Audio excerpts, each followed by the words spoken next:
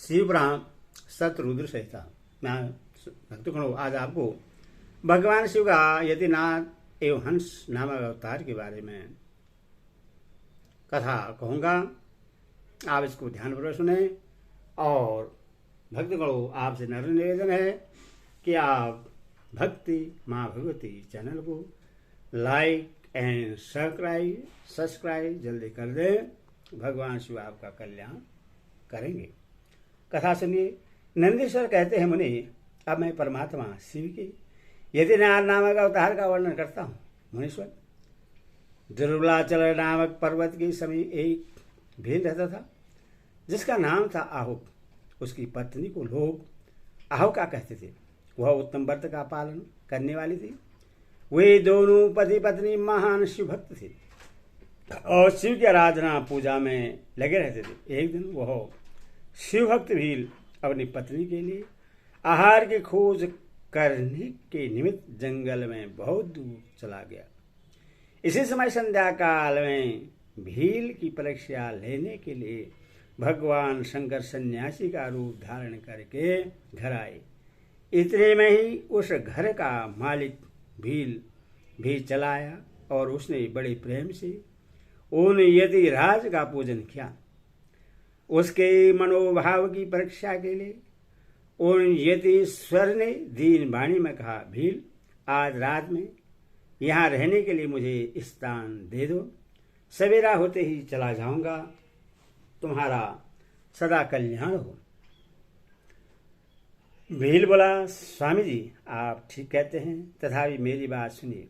मेरे घर में स्थान तो बहुत थोड़ा है, फिर उसमें आपका रहना कैसे हो सकता है। भील की यह बात सुनकर स्वामी जी वहां से चले जाने को उद्यत हो गए। तब भील ने कहा, प्राणनाथ, आप स्वामी जी को स्थान दे दीजिए। घर आए हुए अतिथि को निराश न लौटाइए, अन्यथा हमारे गृहस्थ धर्म के पालन में बाधा पहुंचेगी। आप स्वामी जी के साथ सुखपूर्वक घर के भीतर रहिए और मैं बड़े बड़े अस्त्र शस्त्र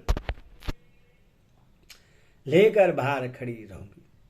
पत्नी की यह बात सुनकर भील ने सोचा, स्त्री को घर से बाहर निकालकर मैं भीतर कैसे रह सकता हूँ। सन्यासी का अनंतर जाना भी मेरे लिए अधर्म कारक ही होगा।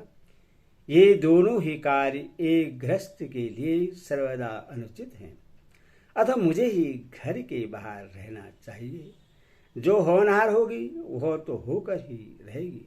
ऐसा सोच आग्रह करके उसने स्त्री को और सन्यासी को तो सानंद घर के भीतर रख दिया और स्वयं वह भील अपने आयुध पास रखकर घर से बाहर खड़ा हो गया। रात में जंगली क्रूर एवं हिंसक पशु उसे पीड़ा देने लगे। उसने भी यथाशक्ति उनसे बचने के लिए महान यत्न किया। इस तरह यत्न करता हुआ वह भील बलवान होकर भी पारण प्रेरित हिंसक पशुओं के द्वारा बलपूर्वक खा लिया गया। प्रातःकाल उठकर जब यति ने देखा कि हिंसक पशु ने वनवासी भील को खा डाला है, तब उन्हें बड़ा दुख हुआ। सन्यासी को दुखी देख भीलनी दुख से व्याकुल होने पर भी धैर्यपूर्वक उस दुख को दबाकर यो बोली, स्वामी जी, आप दुखी किस लिए हो रहे हैं। इन भील राज का तो इस समय कल्याण ही हुआ। ये धन्य और कृतार्थ हो गए जो इन्हें ऐसी मृत्यु प्राप्त हुई। मैं चिता की आग में जलकर इनका अनुसरण करूंगी। आप प्रसन्नतापूर्वक मेरे लिए एक चिता तैयार कर दें, क्योंकि स्वामी का अनुसरण करना स्त्रियों के लिए सनातन धर्म है। उनकी बात सुनकर सन्यासी जी ने स्वयं चिता तैयार की और भिलनी ने अपने धर्म के अनुसार उसमें प्रवेश किया। इसी समय भगवान शंकर अपने साक्षात स्वरूप से उसके सामने प्रकट हो गए और उसकी प्रशंसा करते हुए बोले, तुम धन्य हो, धन्य हो। मैं तुम पर प्रसन्न हूं। तुम इच्छानुसार वर मांगो। तुम्हारे लिए मुझे कुछ भी अदेय नहीं है।